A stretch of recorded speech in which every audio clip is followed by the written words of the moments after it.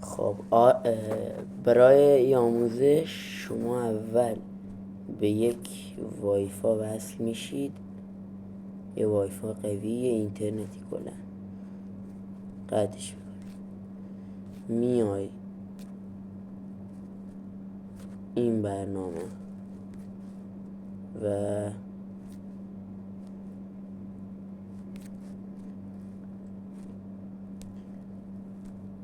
این برنامه رو از فروشگاه پلی دانلود میکنی. این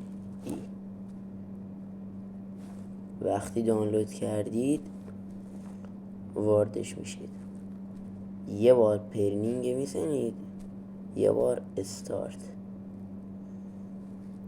استارت که زدی دیولوپر آپشن روشن میکنید، گزینه اول، این گزینه اول میای پایین ویلس، این 3 گزینه روشن میکنی، برای بعضی 4 گزینه فعال میکنی، بعد وارد ای بخش میشی. این 3 گزینه‌ای که فعال کردی وارد این بخش میشی، وایفا کانکتینگ روشن میکنی. بعد حالا بزنم اینه یه بار فورگت بزنم یاد بدم، پرنینگ با دیوایس میزنی، کد میخواد، این کدی که اینجا هست و اینجا میزنی 366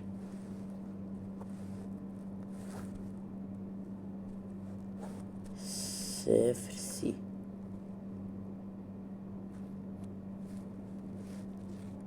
بعد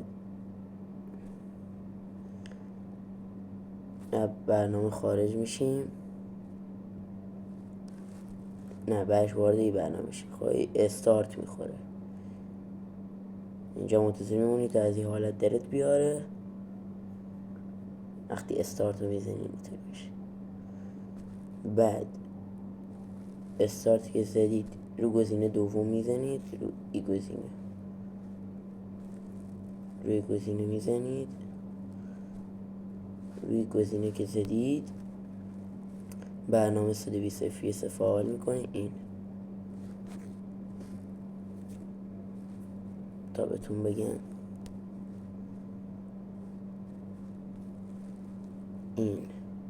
این برنامه اینو فعال میکنین،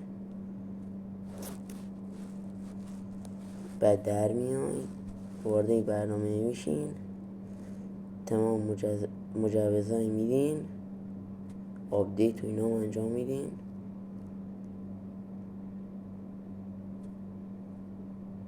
حالا من فعلا اسکیپ میزنم و وارد این بخش میشین. ریجن انتخاب میکنین، ریجن این انتخاب گلوبال، بعدش این گزینه میزنین،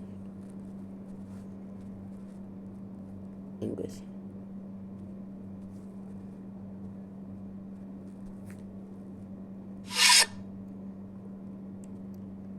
بعدش این گزینه،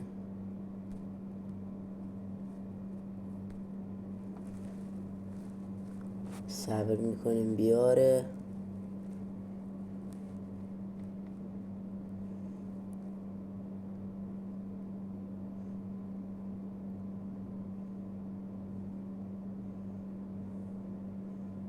میبینیم فعال شده، کلاوس میزنیم، لانچ گیم.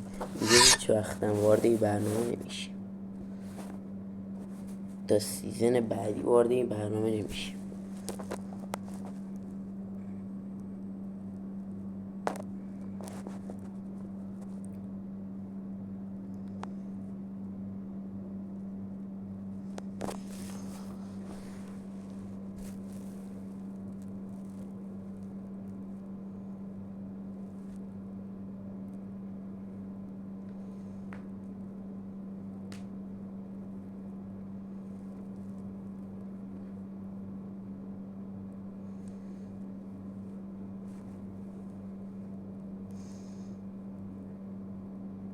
منتظر میمونیم بیاره.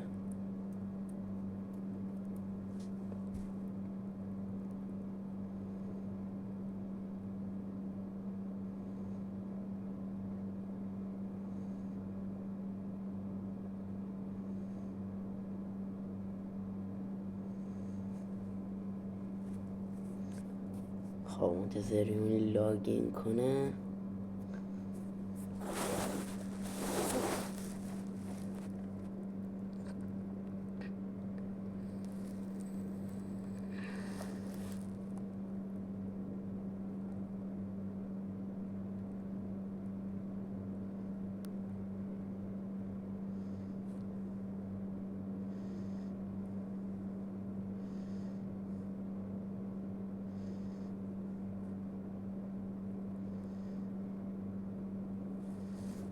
میبینیم وارد بازی شده، خودش کیفیت رنگ و اینای درست کرده.